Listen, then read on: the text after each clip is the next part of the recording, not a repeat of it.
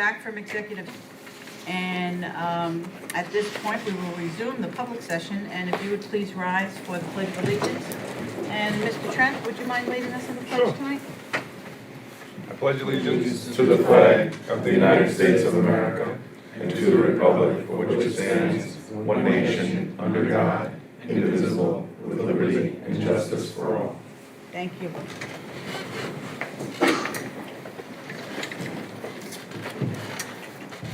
So before we begin, we just would like to remind you that the emergency exit locations are, in the event of an emergency, please leave in an orderly fashion through these exits immediately to the rear of the room and to my right and to your left. This is also a smoke-free district. Smoking is not permitted in the building or anywhere on the school grounds, and you shouldn't smoke anyway. That's my personal opinion. This is also a... Let me double check the mic. Microphone? Got a message that you can't hear Can't it? hear you. Not well. You can't hear me from there? You can't hear you here?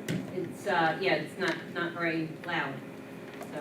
It Is doesn't, the microphone working? There's no microphone there's in no, here. No, for you? no, Oh, no, okay. just up there. All right. Max, are the microphones working? Okay. The So you just microphone's need me to up project upstairs. more, is that what you're asking? Please. Okay. This is a hate-free and bully-free school district.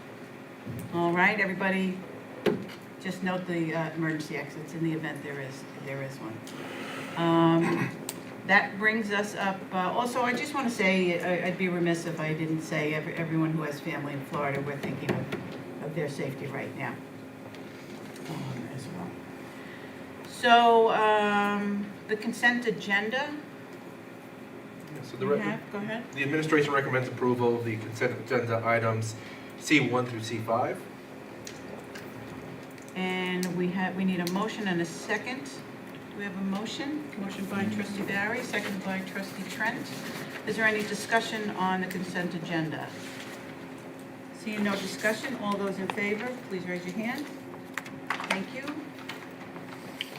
Seeing all hands raised, it passes unanimously.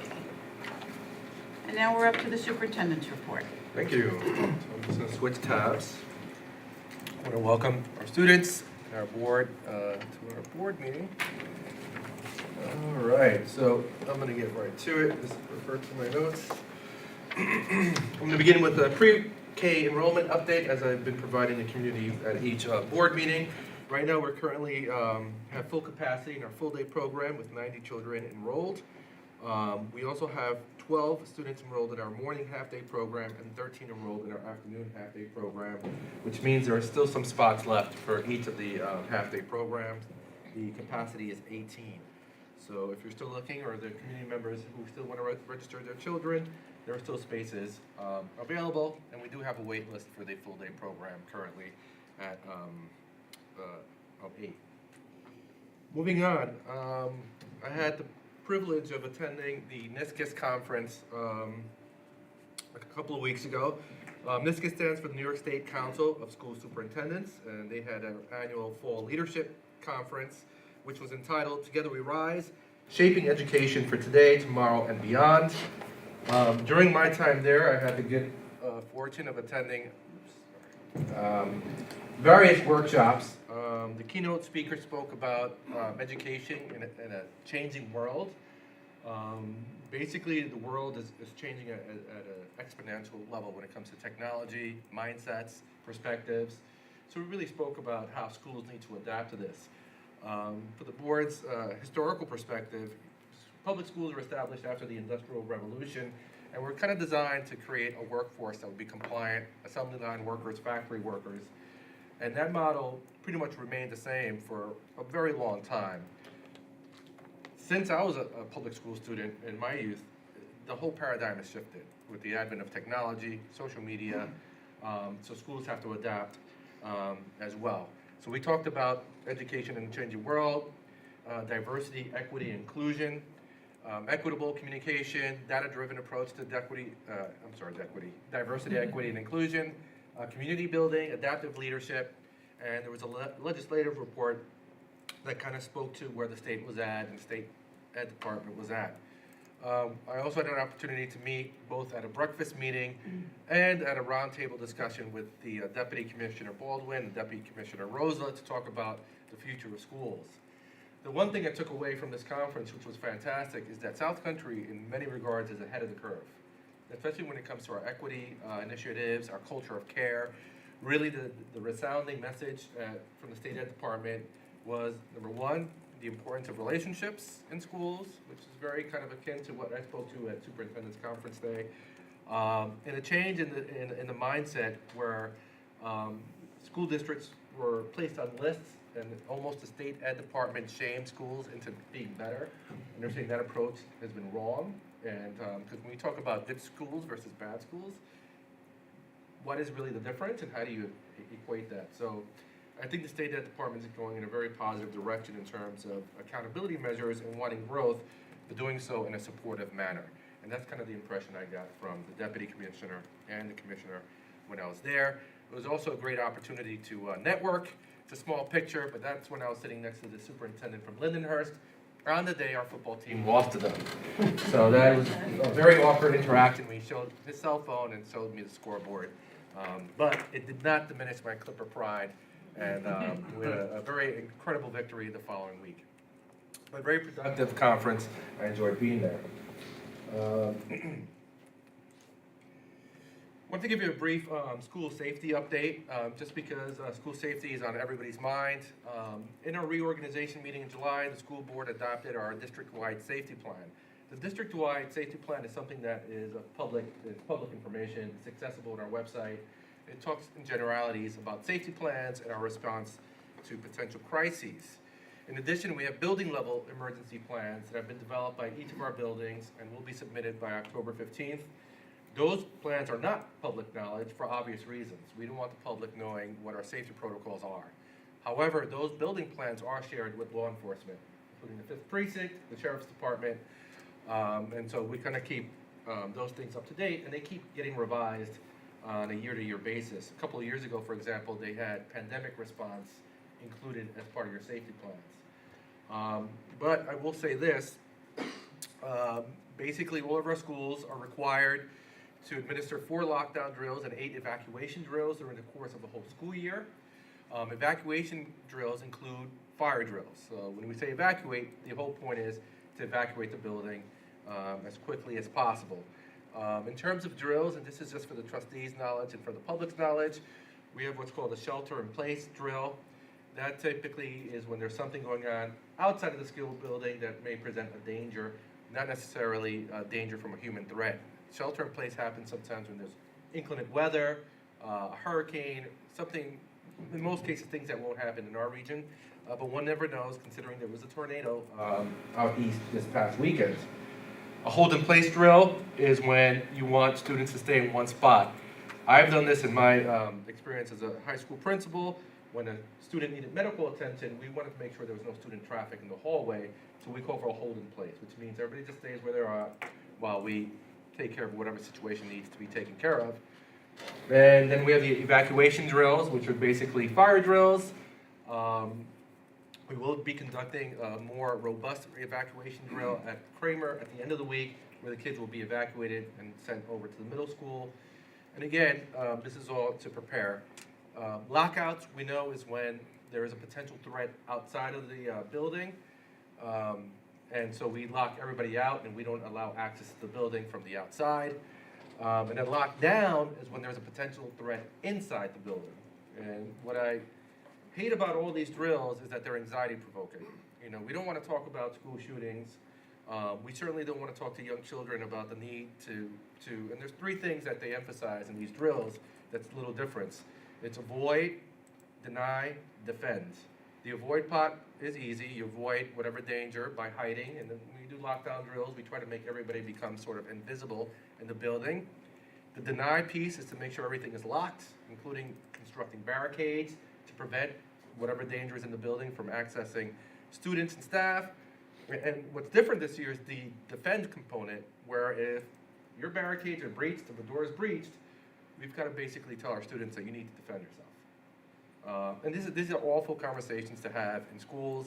I do think that one of the side effects of these conversations is that it does produce more anxiety. I certainly never in a million years would have thought about being shot in my school going through the public school system, but we did have bomb drills where we prepared for nuclear attack from Russia at the time.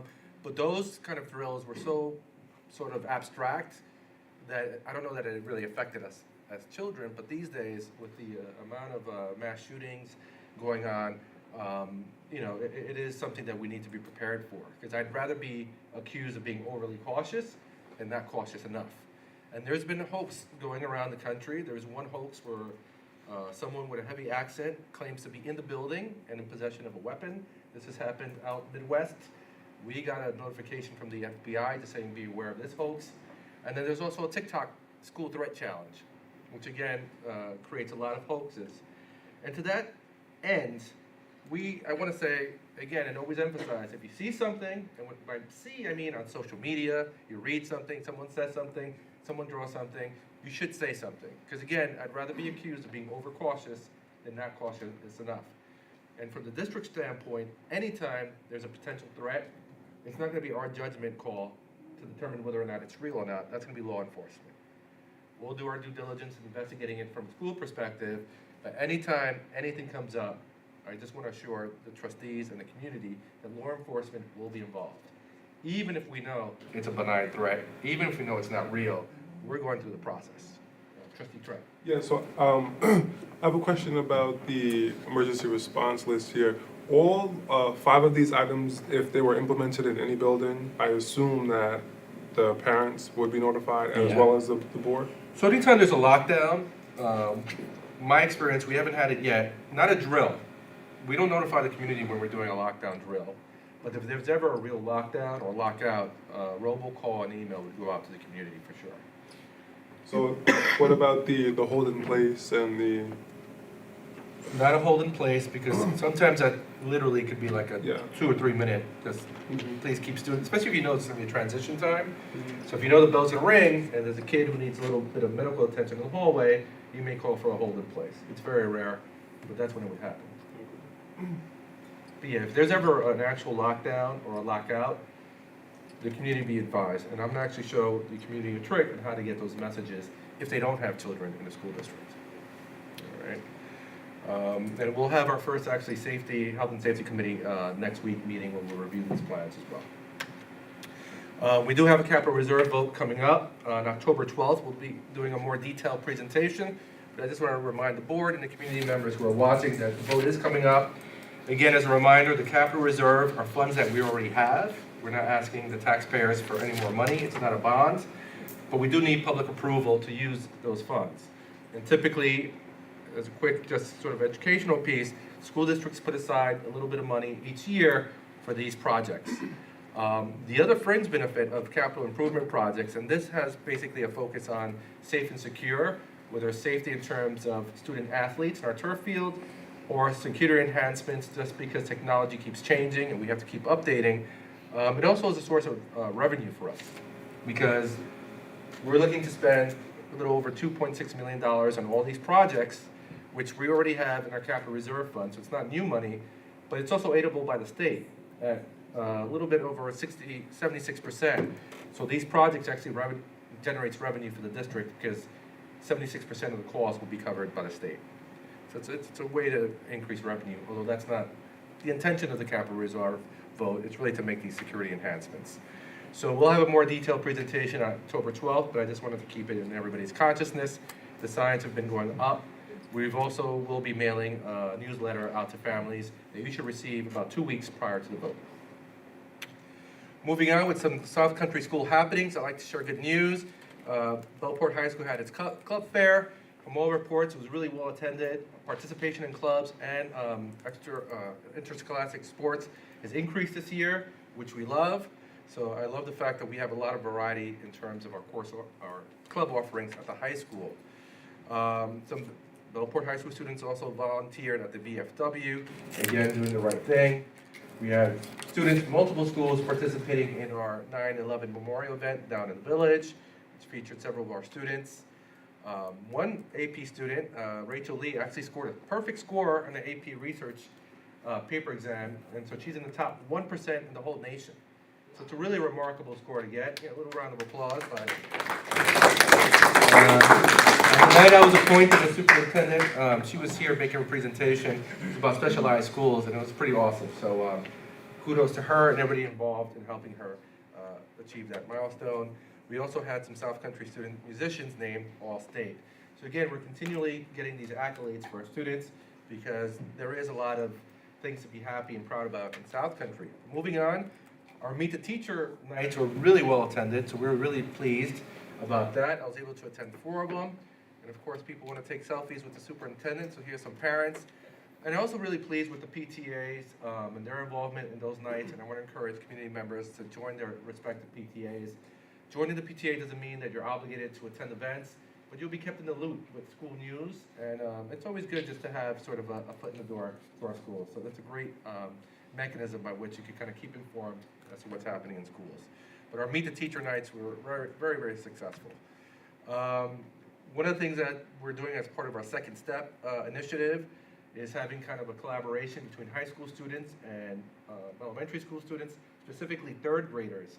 So this is something that was organized by Mr. Watkins, Mr. Hayes, our athletic director, where we had high school students receive training on how to speak to their younger counterparts and just provide relationships to bridge the gap between high school and middle school as part of a restorative approach.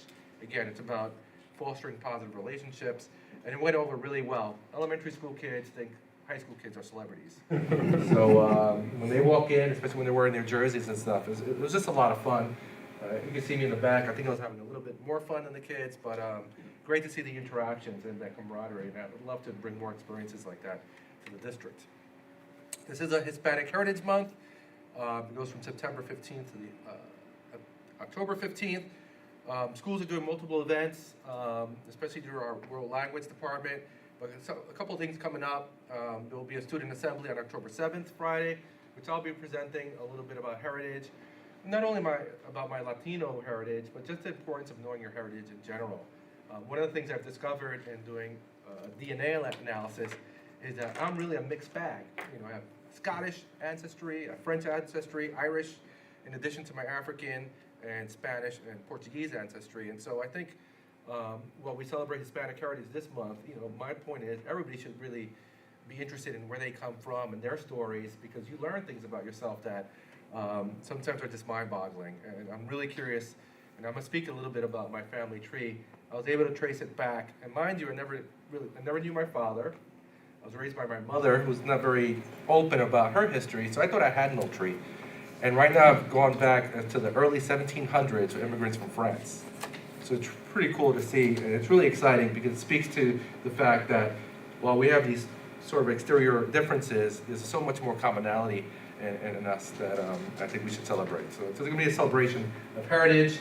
I will be also presenting at the middle school's event, which is going to focus on flavors and traditions of Hispanic heritage. That's October 13th.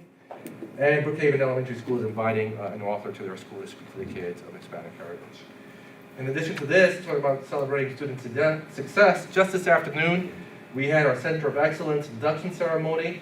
Our Center of Excellence is a club that's catered to students from underrepresented groups who may not have all the resources at their disposal when they're doing the college and career planning. So it's a great premise for a club, and today we had an induction ceremony. I want to thank President Felice for speaking at the ceremony, Ms. Doyle for speaking at the ceremony, and one of the things we discovered from each of us speaking is we have a lot in common. Some of our stories are very similar, and it's about overcoming adversity and really keeping your eyes on the prize. So really happy to have attended that event this afternoon, and I want to thank Vice President Hayes for being there and supporting the event as well. So thank you. Moving on, selfies with the superintendent. I've been trying to get around to all of the buildings, causing a little bit of a disruption sometimes because now kids are requesting the selfies. But I love being around the students. I have high school students here. I almost called you kids. Young adults. My bad. But it's been great just going around. And despite my having started July 1st and school only been in session for a couple of weeks, I feel like I've been here forever. And I'm not saying that as a negative. I'm saying it as a positive. I just love the community. The students have been awesome at every grade level. But they may have taken it too far with the cardboard cutouts they're taking to the games. So if I'm not available for a selfie, there's a cardboard cutout. So, but they've been great. We have great fans at the sporting events. Like I said, the vibe has been so positive, and I feel really happy and fortunate to be a part of this family. And I believe that's it. Again, follow me on social media. I have a Twitter handle. I have an Instagram handle. My blog is also available on our website. I'll show you how to get it really quickly again. There's various Twitter handles that you can follow from the different departments in our school district. They're all doing fantastic things. I suggest you follow them. And then October 6th, I'm going to be presenting to the community the presentation I did for our staff, which is entitled Teaching and Learning in a Polarized, Post-Pandemic, and Counterintuitive World. So that's kind of the main title of my presentation. It's going to be open to the public. I invite everybody to come in to hear my spiel and to get to know me a little bit more. Again, that's October 7th. And again, if you want to access, October 6th, sorry, thank you, President Felice. If you want to access the Superintendent's Corner, you can go to the district menu here and just highlight where it says Superintendent's Corner, or on our main, and that will give you the Superintendent's Corner, which will have a monthly update. And it also includes my contact information along with Ms. Ciofaletti, sorry, messed up your name. If you're going to contact me, I suggest you contact her as well, just because of the volume of emails I get. She makes sure I get to all of them. It has my Twitter feed on that page as well, and it has my weekly update, which is sort of a blog sort of entry that's updated on a weekly basis. So the community has a lot of access to me and the school district. And in addition, to make it easier, we added a quick link to access the community portal. When you hit that link, you'll be asked to create an account. This will enable community members who don't have kids in the district to receive communications that go out district-wide. So we made it a lot easier to access that means of communication for our community. So we're making strides just in terms of being more transparent and getting people just sort of informed of what's happening in the school district. And that concludes my report. Thank you very much. Thank you. Yes, sir. I just have one question. Go right ahead. Mr. Santana, how are you advertising your Meet the Superintendent event on the 6th? Are you like sending out some kind of like Blackboard Connect or? I'm going to send a Blackboard Connect the Monday of that Thursday. Okay. Sometimes I feel like we do it too early, Mhm. and I'm also going to be posting it on my social media as well. Okay. And it's already posted on the website. And I will tell you, it did already appear in Belport.com Oh, that's good. Tuesday, yesterday. Mm. It came out. All right. Time of that meeting? 7 o'clock. Okay. All right, we're up to the trustee and advisory committee reports. So, Mr. Barry, would you like to begin? I don't really have a report. I did want to acknowledge that I'm wearing an orange tie today. For those of you who don't know, we're wrapping up Hunger Action Month today, and the President addressed it earlier today. Ultimately, that's a real issue on Long Island and even in our school district. And for those of you who don't know, I work for Island Harvest, and we're out there working with folks to address that every day. Thank you, Trustee Barry. Trustee Puccini? Yeah, so there were two Nassau-Suffolk School Board meetings. One was a meeting of the Legislative Committee, which I'm a member. However, I was not there because it was back to school night at Belport Middle School. But last week, we did have our regular executive committee meeting. And the purpose of these two meetings was to go over the NISBA recommended resolutions and for the Nassau-Suffolk School Board to review each one and decide whether they're going to support it or not.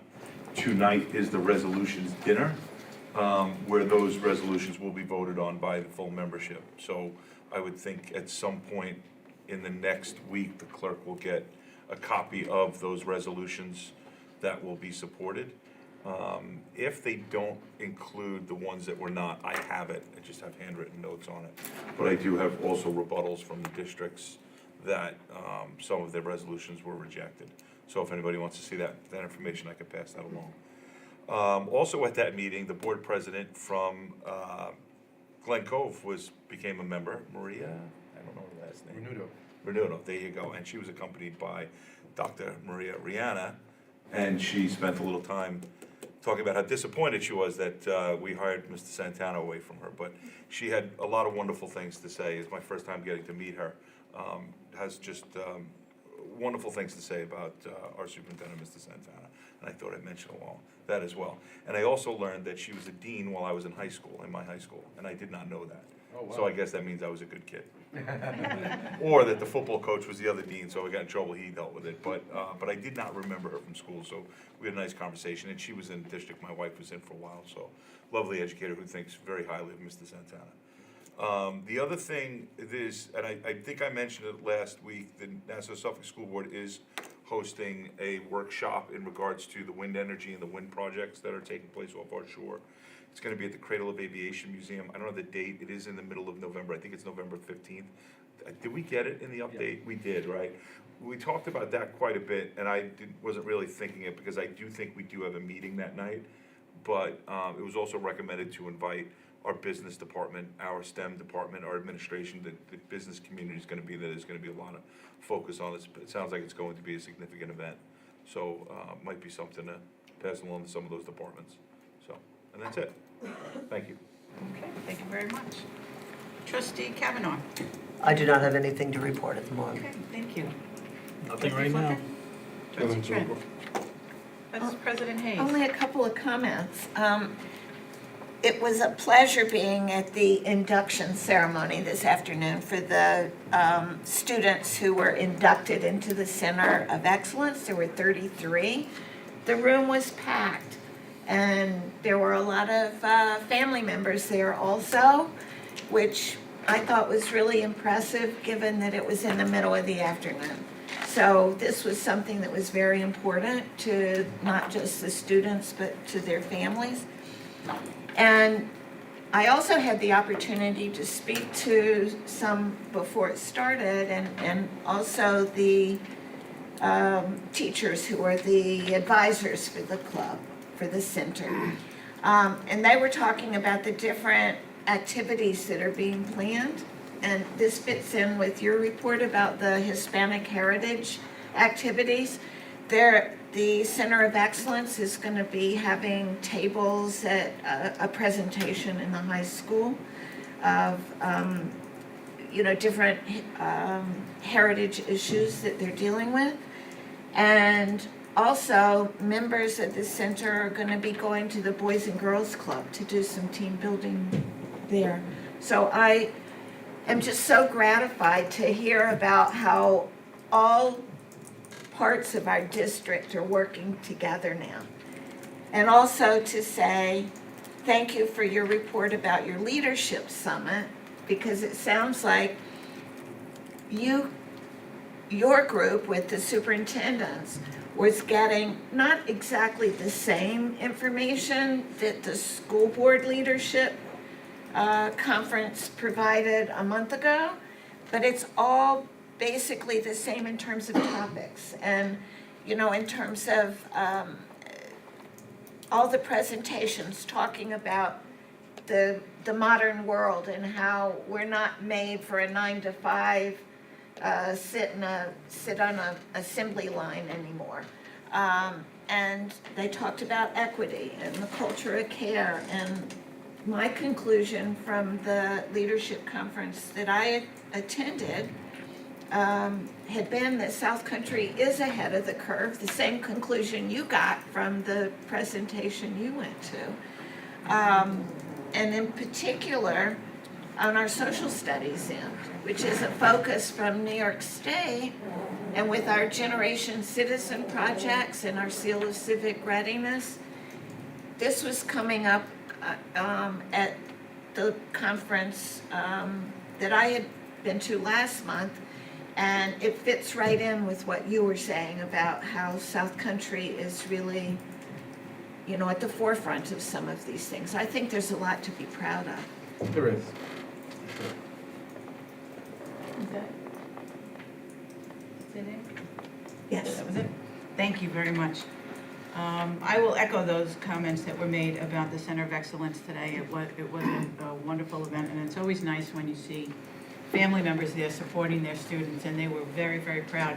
And I was quite taken at how many wanted to stage their own pictures after with administrators and their students. They were really very, very proud of what their students were able to accomplish today, and I look forward to being invited back to see the progress of these students and how they are progressing along before we reach graduation time. So that was today. Also need to report to the board that on Friday, September 30th, I will be attending the Board Officers Academy in Melville. This is the first time it's live since the pandemic. Also, I will attend 2 virtual meetings on October 6th and October 17th for the voting delegate for the New York State School Board Association. We will get a set of proposed resolutions and bylaw amendments. Those will be circulated to the board. And if there are any comments or changes that you would like to see, please get those back to me before we actually vote on them for the 17th. We will, I'll briefly discuss them at the meeting of the 12th. On Friday, September 23rd, and also just for the public's knowledge, in our consent agenda, we did approve an IDA spokesperson, and that will be the board president, whoever the board president shall be at that time, for the purposes of attending meetings of the Brookhaven Industrial Development Agency. For those of the public that aren't aware, Board of Education members cannot speak on behalf of the board unless they are authorized to do so by the board. And so that's why this resolution was necessary, so that we can make our feelings known once the board approves it and then appoints a spokesperson to do so. So we did make that approval tonight. I did, however, attend this meeting before this resolution was in place, and I voiced my opinion as a personal resident, as did Vice President Hayes. She sent in a letter stating her feelings as well. But going forward, we will advocate on behalf of the Board of Education. And so, in attending that meeting, there was an IDA project for a solar farm at the landfill requesting 100% tax exemption for the next 30 years. By the time our last meeting took place on the 14th until today, the IDA held not only its public hearing, but also its full meeting where that exemption was approved unanimously by all the committee members. We have much more work to consider in speaking out against these tax exemptions and reductions which take away millions of dollars in funding from our school. The rationale for the exemption used by the committee that day was that the land is located on public property, and since the property is a landfill, nothing else could be developed on it. The residents, and especially the school district, are not receiving their fair tax dollar, are not receiving any tax dollars from this location, so they shouldn't miss any money coming from it in the future. Further, it was stated the community will eventually benefit from being offered green energy and lower energy costs as a result of the solar farm. One of the other rationales was that this money from the lease program was going to supplement the loss of funds from the eventual closing of the landfill. A number of people who spoke in opposition of this exemption said their feelings were the same, that if a for-profit company was going to be utilizing public land, no tax exemption should be warranted, but they also did point to the environmental and health concerns about remediating the landfill before anything is developed on it. The executive director of the Brookhaven IDA, Lisa Mulligan, did offer to come in and speak with the school district directly on the process involved with future application, an offer that I think the board should consider as we go forward. Just also FYI for the board, there are currently 5 warehouse projects and applications that are pending for further tax exemption and or payment in lieu of taxes with the IDA. One project has 2 lots, one of which is located in our school district, the other in the Longwood School District. So that makes it 6. And of the 6, 3 are located in the South Country Central School District. We need to start our action now to fight for our fair share of tax dollars for our district, and that's what this board is in the process of doing going forward. And that is all I have for my report.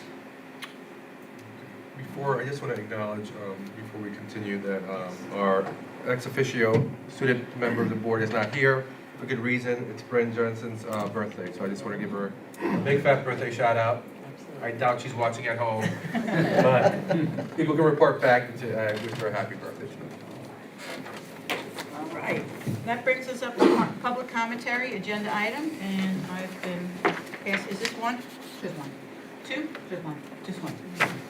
One matter for public comment, and in doing so, I just need to mention that, am I doing the right thing? Yes. This is not what I wanted to read. All right, I'm not seeing the guidelines on the 3-minute limitation, but we all know what those are. And so without further ado, is the podium available? And just place it enough so that the camera for the streaming can see the speaker. We have with us Kareem Odekam. Thank you. This section of the agenda gives the public an opportunity to comment on the agenda items only. Maximum time for each individual is 3 minutes, with a total time for all individuals of 30 minutes. Thank you. Thanks. Please proceed. Hi, I'm Karim Odakan. I'm a dad of a second grader at Brookhaven Elementary and a fourth grader at Frank P. Long. I just wanted to say that last week this board abdicated its fiduciary responsibility to the children of South Country by failing to submit comments to the Industrial Development Agency's public comment for the 30-year tax exemption for the for-profit solar farm that was put on top of, that was approved yesterday, yesterday.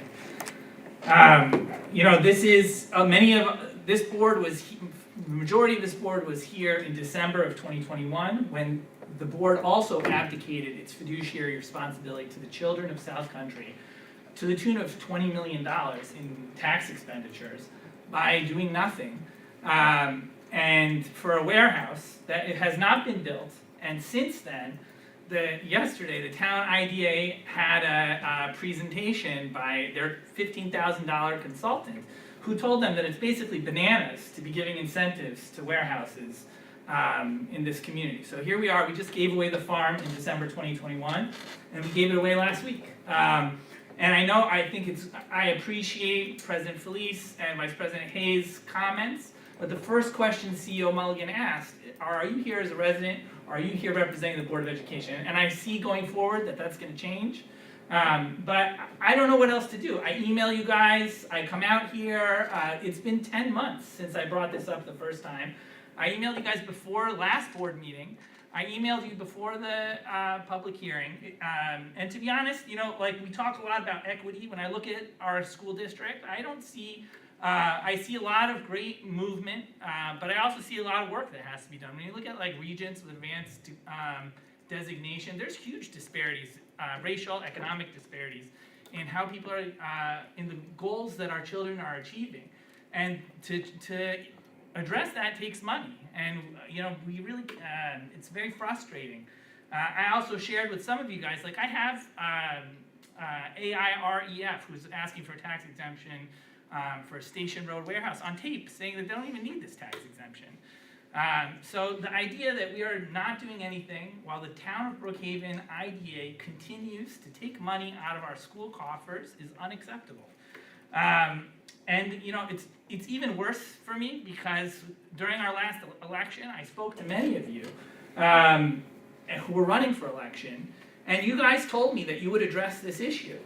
And here we are, and it's been months. You guys were elected in May, right? It's 4 months later, and again, we're by ourselves. And again, I appreciate your individual contributions, but you are an affected tax jurisdiction. It is your fiduciary responsibility to step up for these children. Thank you.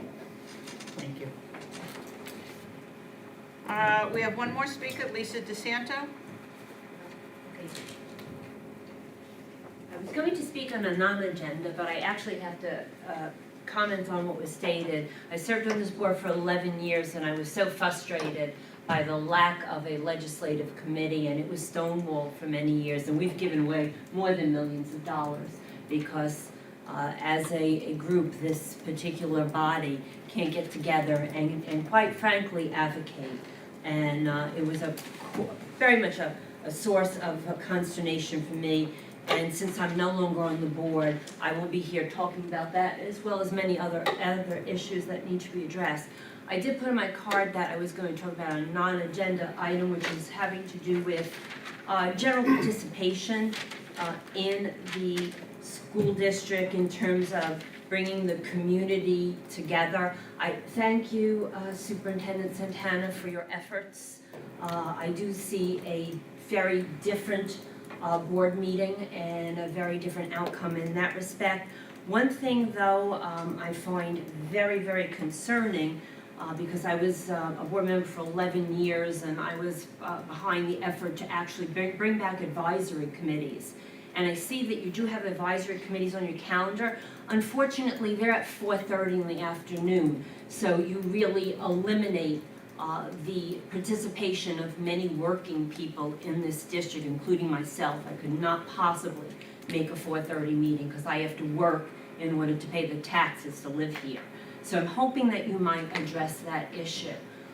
It's nice to have an advisory board, but if the majority of the people who live in the school district can't attend it, well, then you're only allowing a small percentage to be represented, and that's a problem we have, right? You can't have diversity and you can't have inclusion when you exclude people who even work 9 to 5 and happen to work a half hour away when you have a 4:30 meeting. So I hope that at some point, those advisory board meetings will go back to the way they had been, oh my goodness, maybe 10 years ago, when they were at 7 or 7:30, like a school board meeting. So those residents who actually have to work for a living might be able to get home, maybe put dinner on the table for the kids, and come out to participate in their school district. And, you know, I hate to say it, but it's the truth, and certainly the town made it very obvious. If you hadn't noticed, they split the tax bill now, so it's very separate. They very much call out that, oh, look at all your school board taxes. So please be prepared that people will be coming out to vote against anything having to do with the school district because the town called you out on that. So while they're taking away your IDA money, they're also making you the target of any potential tax pack movement. So please keep that in mind. The town is not a friend of the school district. It never has been and probably never will be. So please do advocate for all of the taxpayers, which in essence then is an advocating for our children, because we do need those tax dollars, as was previously stated.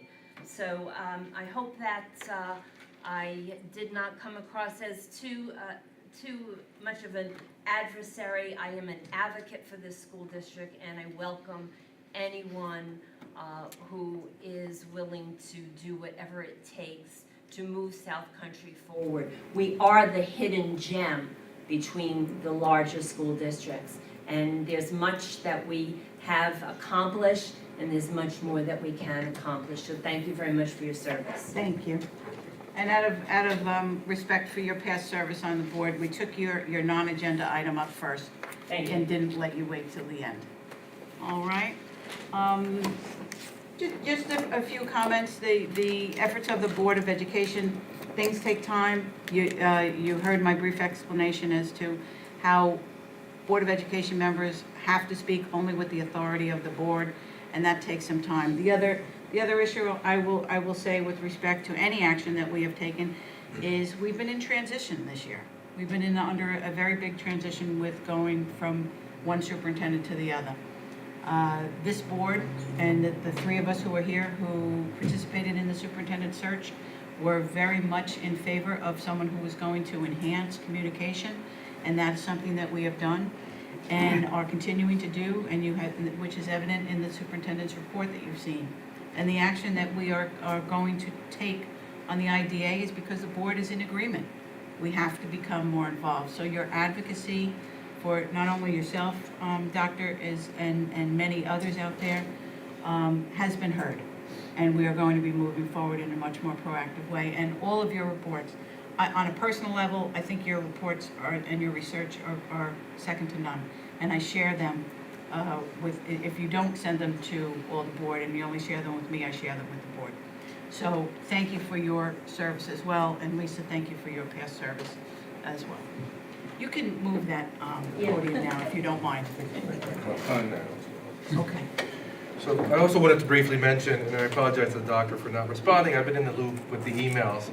One of the things that's sort of a fine line for a school district is its involvement in the political process or things that really are under the purview of the town versus school district.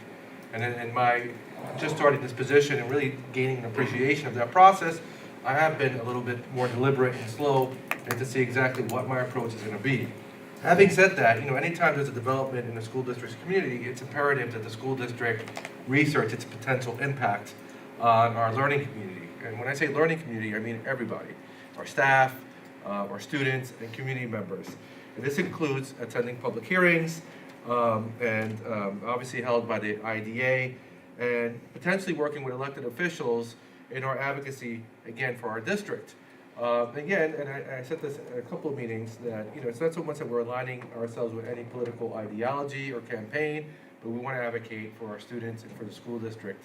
And that really involves, when we talk about the impact that these development projects have, you have to look at environmental impact, whether there are going to be any health consequences to our community based upon these industries that are coming or not. You have to look at potential cost to the district, especially when we're talking about housing developments, which has increased our enrollment, which again, there's a cost associated with that. We also have to look at educational and employment opportunities. If they're getting tax breaks, what can these organizations do for our learning community and our students? If we talk specifically about this array of solar panels, that's a great engineering feat that I think we should reap some sort of benefit from. And ultimately, the idea that it might be increased revenue for us, that we're always searching for. So yes, so along those lines, we're certainly going to advocate for the school district. I am, committed to being politically neutral in this, and certainly something that falls under the purview of the town is going to be a town concern. But anything that has any potential impact on our school district and our students and our entire learning community is certainly something that we're going to take seriously. So I just wanted to make that comment. Thank you. That brings us up to item F, items for discussion and action.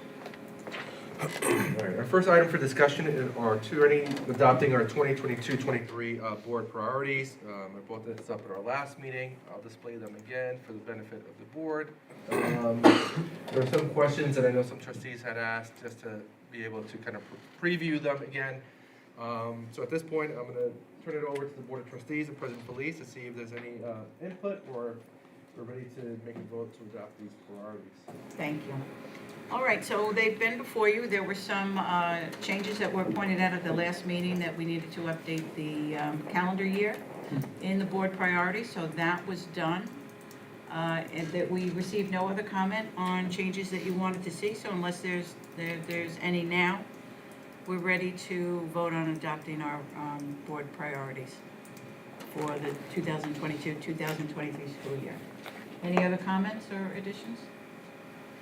No, we're good? All right, you ready? Yes? Make the motion. Make a Are we gonna motion. do this individually, or are we gonna do it with the superintendent's evaluation? Is that getting voted on tonight? It's two separate. Yeah, it's not a consent agenda. These are separate items for Okay. discussion. So yes, so we will take the first item, which is, so we need a motion and a second to adopt the 2022-2023 board priorities. Motion has already been made by Vice President Hayes, seconded by Trustee Barry. Any further discussion? Seeing no further discussion, all those in favor, please raise your hands. Seeing all hands raised, the motion passes unanimously. Now we're on to the superintendent's evaluation. And the Board of Education discussed those matters that were of executive session in executive session, and have adopted the New York State, have chosen to use the New York State School Board Association Superintendent Evaluation form. And then we are in the process of doing the evaluation consistent with what is required of the Board of Education and also required of our contract with the superintendent. So just to let the public know that we are in the process of performing that evaluation, and we'll report our progress accordingly. Do we have to formally adopt that we're using that tool? Should we do that? The actual tool, you can put forward a Yeah? resolution. Okay. So then, under advice of counsel, we will formally adopt the New York State School Board Association Board and Superintendent Evaluation Tool. Can we have a motion and a second? Motion by Trustee Kavanaugh, seconded by Trustee Trent. Did you raise your hand? Sure. Any further discussion? Seeing no further discussion, all those in favor of the motion, raise your hand. Thank you. Seeing all hands raised, the motion passes unanimously. And next is over to you. All right. So the administration recommends approval of curriculum items reflected in schedules G1 through G2. Okay. G1 through G2, need a motion and a second. Anybody want to make that motion? Trustee Barry, seconded by Trustee Flippin. Any further discussion? Seeing no discussion, all those in favor, please raise your hands. Thank you. All hands were raised, so the motion passes unanimously. And next we're up to item H. The administration recommends approval of personnel changes or items, I apologize, reflected in items H1 through H9.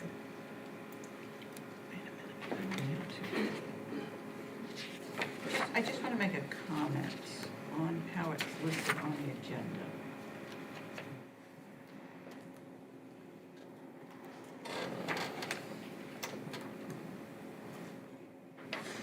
Yeah, on the agenda, it's just listed, it's H1. Yeah, the attachment has the The attachment has all the subcategories. It's been that way for a subsections. Does couple everybody Yeah. follow that? Okay. All right, so for the purposes of what's on the agenda, it's H1, but it's really not H1. What did you say it was, H1 through H1 what? through H9. Through H9, okay. Motion and a second for H1 through H9. Motion by Trustee Kavanaugh, seconded by Trustee Flippin. Any further discussion? Seeing no further discussion, all those in favor, please raise your hands. Thank you very much. All hands were raised. The motion passes unanimously. And we're up to I. The administration recommends approval of business items reflected in schedules I1 through I5. Okay. On this consent agenda, however, I do believe there is a desire to table the item I3. So may we pull that out separately? Well, why don't, Can I just make We're a not voting motion on to this. table? Was I this- see. say that again? We don't need a motion to separately, you need a motion to table it. Right. We need a motion, yeah, we need a motion to table 3. So we should take a motion for 1, 2, 4, and 5, then take a motion to table So we'll 3. do the one, okay. So then, I'll do my recommendation again, amended. So the administration recommends approval of business items 1.1, 1.2, 1.4, and 1.5. okay. Need a motion and a second. Motion I'm by sorry, Vice yeah, President I'm Hayes. sorry, it's I, not 1. Aye, I'm sorry. I knew that. All right, we have a Made the motion motion. motion by Vice President Hayes. I'll And second. since Trustee Cheney pointed it out, would you like to make the second? Sure. All right. All right, so we have a motion and a second on the floor for items I1, 2, 4, and 5. Any further discussion? All those in favor, please raise your hands. Thank you. The motion passes unanimously. And now, we need a motion to table I3. Motion to table I3 is by Trustee Trent, seconded by Trustee Kavanaugh. Any discussion? All those in favor of tabling I3, please raise your hands. 1, 2, 3, 4. All hands were raised, so the motion passes unanimously. I3 will be tabled until the next meeting.